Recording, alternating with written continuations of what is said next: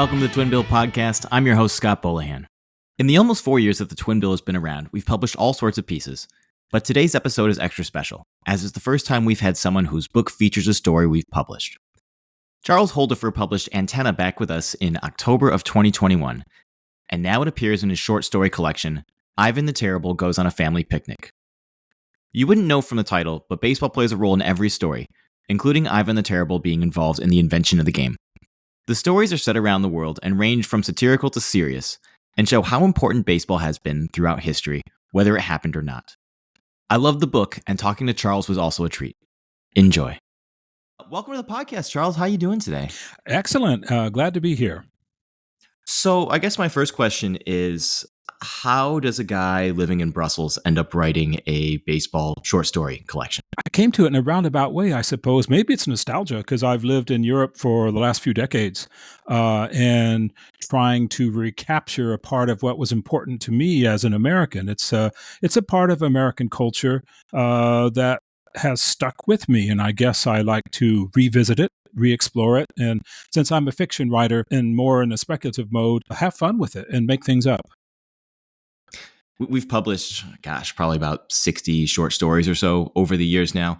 And I think that there's something about baseball that people are afraid to have fun with it. I think it maybe has to do with the fact that baseball is sort of the American pastime, and they want to write these sort of grand things. But it's fun. It can be fun and silly. And your stories are fantastic. They're very fun reads. So it's great to hear that was one of the ideas that you had going into this. Well, thank you. And I think, as you say, as the American pastime, and it has a very rich history, so there is a huge temptation for writers, particularly fiction writers, to lean on myth. And myth is very interesting and it's powerful, but then we can get the overdose. In my experience of reading and writing about various things and thinking about baseball, there's kind of two directions people go. The sort of stories I grew up reading as a kid, by writers like Matt Christopher. I don't know if you read any of his stuff, but a lot of those stories come down to how we won the big game, and that's kind of fun, but it is a certain type of narrative that's kind of enclosed. And then the other direction is there's the temptation to go towards myth. That's often maybe more an adult thing. And I'm thinking of, this came up in conversation with a friend not long ago, talking about this famous essay by John Updike about Ted Williams. I don't know if you've run across that. And as you know, it's the famous thing. Williams, what turned out to be his last game and his very last at bat, hit a home run. Everyone is going crazy in Fenway, but he refuses to come out and tip his hat or acknowledge the crowd. And he had his reasons. He was a complicated, prickly man. But Updike's famous line is, "Gods do not answer letters." And I think that's a great line. I mean, it sticks in my mind even as I sit here. You can't look up anything about Ted Williams without hearing that line, it seems like. But if you actually go back and read that essay, I find it very hard to read. In that same essay, Updike also mentions Leonardo da Vinci and Hamlet and St. Thomas Aquinas and Donatello and a whole bunch of others I can't even think of now. Achilles, I think.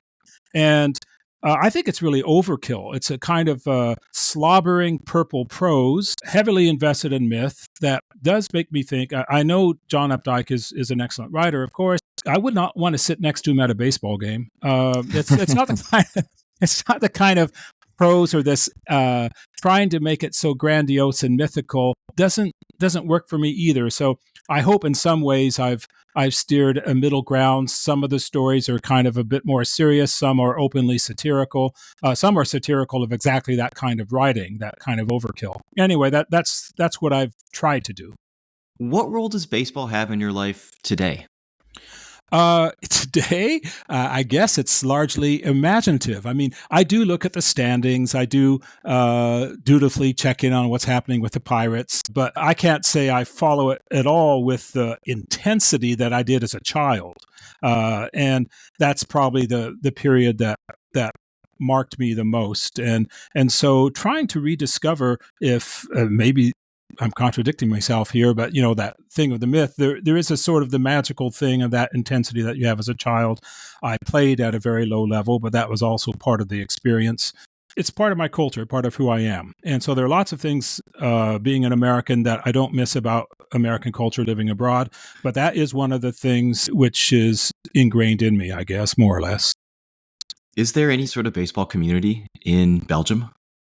I bet there is, but I haven't sought it out. It is striking how much, because I lived in France actually for a long time before moving to Belgium, which I did more recently. And there is some organized baseball in France. I've seen a couple games. And actually, that's something that figures in the book, Ivan the Terrible Goes on a Family Picnic, is that it is an international game. Now, it can't compare to football or soccer. I mean, can't compare to soccer. But, you know, it is in Asia. It is like I've seen a game in the Dominican Republic, and that was a different vibe. That was very interesting. I haven't seen games in Asia, but I've read about it a bit, and so it is an international game, and I'm sure there's like a local club in Belgium, and it would just it seems almost inevitable. But no, honestly, I haven't sought it out here. I play baseball in Italy every fall. Oh, really? And okay. Yeah, I played on a team in England when I was in grad school, and my catcher is from Marseille. So I know that there actually is a decent French playing community. And I was fascinated because I believe you have 2 stories set in Paris, as well as Russia, Japan. You really do have this sort of global view of the game for something that, again, most people don't really associate with the rest of the world. But I thought it was very refreshing, very interesting to have these different settings here. Well, thank you. And if you look at the contemporary game now, we have so many players from Latin America, I mean, and Asia, obviously. So it's becoming more palpable in the current game than it was when I was a kid. Though they were always there, they were definitely always there. But I think now it's probably more visible. Did you set out to write a baseball short story collection? In a roundabout way. I mean, because as a writer, if I have a book come out every couple of years, and that can create the illusion of a straight trajectory, but that's not really the way it works, or that's not how it works for me. So I had a novel come out in late 2022 called Don't Look at Me, and that focuses on women's basketball, and it takes place in a fictionalized setting, much like Iowa, which is where I'm from originally, the University of Iowa and stuff. And people ask me afterwards, oh, so it's about Caitlin Clark and all of that kind of stuff. And a book takes a long time to write. So when I started writing that book, I hadn't even heard of Caitlin Clark. And it was kind of a nice coincidence. And also, though, women's basketball was a big deal in Iowa before Caitlin Clark, I would underline, but she's just like the latest iteration and more high profile, I would suppose. So it was the same with this book of stories. So I had an earlier novel called Back in the Game, where the main protagonist is an ex-baseball player, though there's not a lot of baseball actually in the book. There's like one climatic episode near the end where there is a scene of baseball, but it's not really about baseball. I couldn't say that. But in working on that book and in doing the character's backstory, which did include France, I ended up writing a short story that got in a magazine, and a friend of mine said, well, hey, you should write some more short stories about baseball, like 9 stories for 9 innings, and have that be a book of short stories. And I thought, hey, that sounds like a fun idea. And I started trying to do it. And I realized that I had about 2 2/3 innings, and then I had to walk away from the mound. I didn't have those 9 innings in me at that point, but I did have a couple stories. And then off and on over time, another story would emerge. Another story would come to me. And over time, then I accumulated actually 10, so I guess it went into extra innings, enough to make a slim book of short stories about baseball. And the concept of the Ivan the Terrible as the lead-in story came a bit late. I mean, because short stories, unlike a novel, for me at least, all it takes is an image. It doesn't have to necessarily be, particularly for flash fiction, it doesn't necessarily have to be plotted out as much as a novel does, with all that planning and that marathon approach. Sometimes all it takes is an image. And so, like in the case of one of the stories set in France, in 1920s France, that occurred to me in a conversation with a guy at a bar once, not about baseball at all, but he said in a passing remark, you notice this resemblance between Gertrude Stein and Babe Ruth? And I had not. honestly. But once he said that, with that image, I could not unsee it. And it didn't immediately lead to a story. It took a while before it emerged as a story, but that image sort of haunted me. And that's how the story Gertie and the Babe came about, set in 1920s, because it was just an image which would not go away. And so that's the way it often works. These things are unintentional. Once I got this idea of doing something a bit more chronological, we need to have an origin story. And baseball has a whole lot of origin stories. And the one I grew up hearing was about, Abner Doubleday in 1839. And I think that has been totally debunked. And it Yeah. was actually written up by a guy named Graves, who literally went insane and murdered his wife. And so, I mean, we're talking from what was taken as received history. It was already a lot of fabulism going on there. And for the Ivan the Terrible story, it came about just one time. I was reading about Ivan the Terrible, not thinking at all about baseball. And there was this image that was described, and you can probably find them online, too, of the used by the Oprichniki, who were his henchmen or his kind of bodyguard crew who terrorized the local population. And their image was a severed dog's head and a broom, which they said they would use to sweep away treason. And that's an image which actually figures in that story. But again, I thought I was reading about history. Then the image flashed to me of a young Willie Mays in Harlem playing stickball with kids when he was with the Giants before they moved west. And just somehow that stickball image and the Ivan thing came together, and there was a story. So it's nice when things sort of gel immediately. Mhm. That's not always the case, but when it comes quickly like that's fun. There was another story in the book, actually based around an image, a cave painting, in fact. How did that come about? Wow. Yeah, that's another origin story, right? So how old is baseball really? So Right, again, right. and I think, a lot of the story is about changing, really changing ideas about masculinity. And this book does bring in some women into some of the stories. And so a female baseball player features prominently in that particular story, which is sort of a thwarted love story in a way. But this idea that maybe somehow, of course, that's very fanciful, but it might be so embedded in our unconscious to play baseball. I don't know if it's an archetype or something, but well, what if in Spain, in the Pyrenees, there were cave paintings of people playing baseball? So that does wind it back quite a bit further than Ivan the Terrible. It's interesting you talk about Abner Doubleday, and he's a fascinating character. He basically did everything but invent baseball. He was, at the first shot of the Civil War, just a huge abolitionist, just incredible guy, everything but invent baseball. And I think so many of these stories kind of play with that idea of myth. Baseball is so rich in that kind of lore, Yeah. and at a certain level it's myth, another level it's lore, or let's just say received narratives. There's a story that I use called The Promise, which is based on a generally true story. The name here is Johnny Sylvester. I don't know if you're familiar with this story. He was, I think, a horse stepped on his head, and Yeah. he was in a hospital and in bad shape. I mean, it's really no joking matter. And his father managed to contact Babe Ruth, and Babe Ruth sent him an autographed baseball. And he said, and this was in the World Series, he said he was going to hit a home run for him. And he actually hit 3 home runs in Game 4. So it was really remarkable. And of course, Hollywood got a hold of that story, and they take lots of liberties and embellishments, and they show as if Babe Ruth actually visited him at his hospital bed before the game, which I don't think that's true. He was in St. Louis at the time.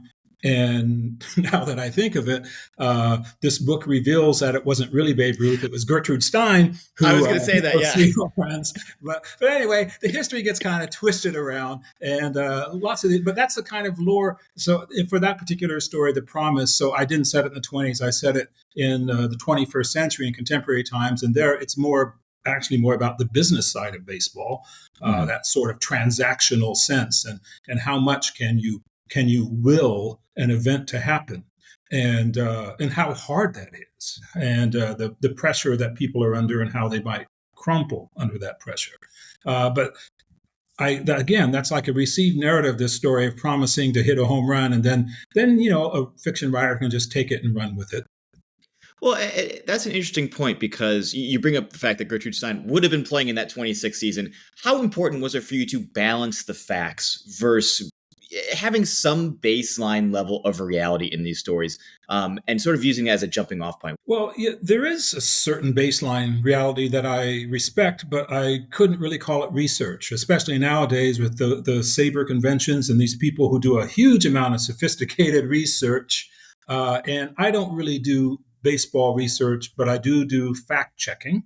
So I do try to get certain things right. So if I say the Yankees finished 28 and a half games behind the Senators in 1925, well, actually they did.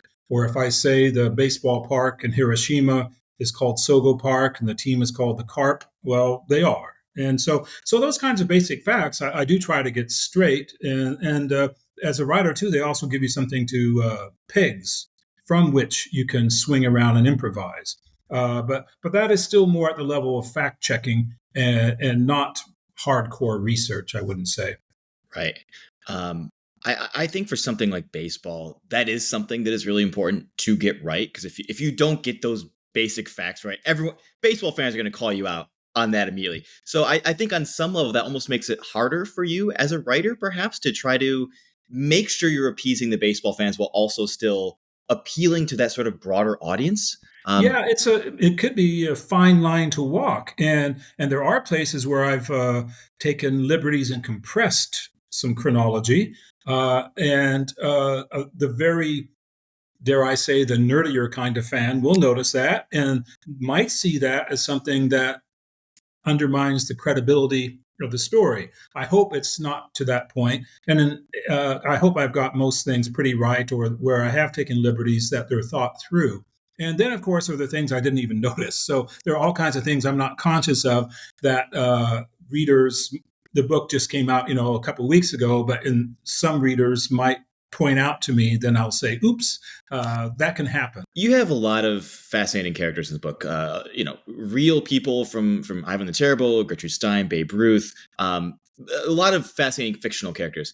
Was there one character in this book that you really enjoyed writing? Maybe the character Billy in the story called Foul. So this was a story, as you know, chronologic. I go through different eras. This is kind of my take on the disco era, and it's set in Chicago in the 70s. And Billy he's not a baseball fan, but he goes to a game and falls in love and with a woman, not with a game, and he finds the game a means of focus. It allows him. The line is something to the effect: it's like life, but allows you to slow down and focus and impose a little bit of sense on it. And that's something. So that was a character I enjoyed, and that story went through many drafts. But I had fun with Billy.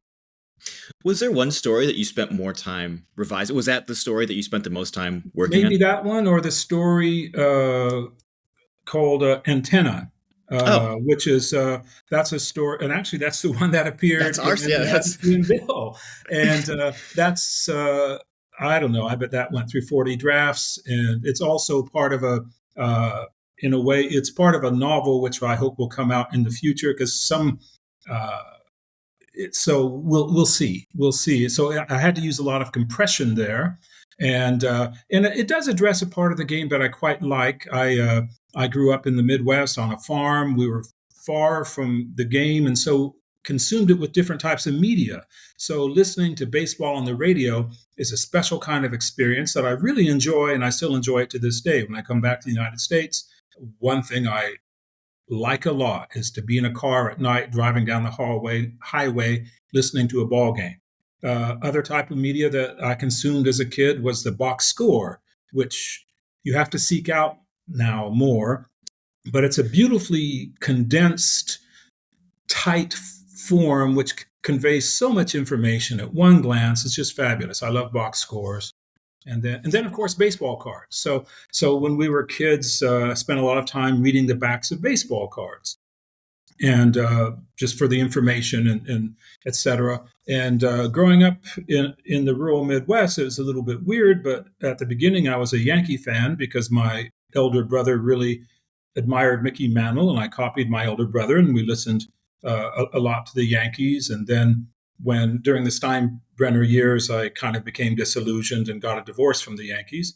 But one thing that we used to do would be look at the birth dates of which are on the back of baseball cards. And with this kind of youthful naivete, we would just write letters of birthday wishes to players. And we sent out quite a few letters, and some of them actually replied. And there was one very special day when we got a personal reply from Roberto Clemente, which is probably one reason why I follow the Pirates to this day. And I admire him as a kid. I just knew he was an important player. Now with more knowledge and hindsight, I realize how big he really was in many ways. And not just stars like Clemente, but we got a reply from Don Wirt of the Tigers. He was a very solid third baseman, not the sort of player that people think about much anymore. But that was kind of Don Wirt, and he has a special place in my heart to this day. My dad always tells stories about him buying baseball cards. And he said every single pack had a Don Wirt in it. So he hated Don Wirt. He's like, why am I getting it? It's another Don Wirt. Are you serious? Like, not an Al Kaline, not a Mickey Mantle. It's a Don Wirt. Yeah, it's true. Actually, it is true. Those prized cards like a Kaline or a Mantle, they did seem. I wonder if people in the factory were somehow picking them out so that they came out fewer, or maybe it was. Or maybe Topps had some deal where they purposely made fewer of them to make people consume more packs. They had their marketing strategy too, I suspect. You're not the only fiction writer we've had on who's mentioned their love of the box score and love of radio. And I think that there is such almost a lost art with baseball now, just given the proliferation of video, and you can see everything now. And you sort of lose that ability to create the game for yourself. And I think often, especially as a kid, when you do that, it ends up being even grander than the reality of it. And that's just become a lost thing. But I think this is also what fiction allows you to do in many ways. Yeah, maybe I think that's true. You get to explore the space inside. I mean, that's why I still defend. Literary fiction is competing with so many other media. It's definitely not selling as well as it used to, but it does do some things that other media cannot do, particularly regarding interiority. So, and of course, you can render that with film, but it's a little bit trickier and it can be disoriented. And fiction can do that in just a snap so quickly that we simultaneously live in two worlds. There's this outside world which we witness, for instance, a ball game or whatever, and then there's the interior world. How it makes us feel, how we experience it, also how we imagine it, despite what we see. So that's something that fiction has access to, that other media struggle with. They can do it. I'm not dismissing those other arts, but it's one of the strong points of fiction. I think everyone wishes more people read fiction who's a writer. I think that we're just so immediate in today, and it's how quickly can we just sort of get the bare minimum out of something. Yeah, and I succumb to it too. I mean, I don't read as much as I used to tell the truth. And these other media are fascinating and well done, and I would be at a loss without the internet nowadays. But at the same time, the kind of deep read interiority that you can get, and not only through fiction, but nonetheless, that's one which allows more deep read for emotions, which other genres are less into. That's something I hope we do not lose. I wanted to go back to Antenna. We published that story, I believe it was in 2021 during our World Series issue. We were thrilled to get it. We thought this was just a beautiful piece. I was delighted you took it on. It's a beautiful piece. It's a very complex piece. I think and you can tell like they're you wish there was more because it really does set up a lot of relationships in a very small amount of space there. I wanted to mention that I did the art for that, and I used my cat The and cats by the radio. Now, do they go by the radio to get warm? you know what? So I actually edited that. I like put that all together. Okay. That is not a real photo. Yeah. So I like I spliced that all together. Okay. So that radio is actually the radio that was in my parents' basement when I grew up. I used to grew up. I had a little basketball hoop in my parents' basement, and I would shoot baskets in the basement and play the radio using that actual radio. It's probably from the 70s. That kind of radio is actually the kind of radio that story talks about. And there's lots of fanciful stuff in the story, obviously, but that particular detail of living in a rural place and trying to listen to a baseball game in bad weather conditions and putting my hand on the radio, becoming an antenna in order to tap into that game happening usually in Chicago or Minneapolis, uh, was a real experience. And it's it makes me think a little bit of those radio evangelists. Put your hand on the radio and feel the Lord. And so that wasn't exactly the Lord I was seeking, but I was having this experience a bit outside of myself in which it became physical. Even so, the act of listening to a ball game on the radio did have real contact, and I can still feel that warmth under my hand on Yeah. that radio. I remember trading deadlines. They used to be at midnight every July 31st, and I love the trading deadline. I always wondered who are we going to get, who are we trading away, and I would take it up to my room, and you kind of fall asleep listening to the radio under your pillow. You feel the reverberation of the voice. It is a completely lost thing now. I don't think anyone's really doing that anymore. Yeah, Or and before you you, have your ear pods in. Yeah, you don't feel it in the yeah, same way. this thing of the roar of the crowd, in a child's imagination, it's as big as the Grand Canyon, Yeah. for this stadium. Yeah, yeah. I wanted to mention another character we haven't talked about, and I believe this is in the Billy story. Dave Kingman. I love Dave Kingman. I love the choice of Dave Kingman as a literary figure. Why Dave Kingman? Because he kind of fell into my lap, sort of, because I think he fits for the story. I knew I wanted to do a story about the disco era, as I said, and that is a certain era of the Cubs, which I'm familiar with somewhat. And he's this guy, again, speaking of lore, like when I transplanted the story of Johnny Sylvester to a later era. This is a bit Casey at the bat. Yeah, That Dave Kingman was a serious slugger. He had 440 some home runs, I think, something like that. But he was a lifetime 230 something hitter. And he got traded the fact that he could rack up such impressive numbers, but he got traded over and over again. I don't know how many times he was traded, at least 6 or 7. And so he's this figure who could actually hit the ball a mile, but he probably wouldn't. But maybe I'm being unkind to Dave Kingman. But so that sort of he's a guy who, and when you see him, he's an imposing figure too, big tall guy.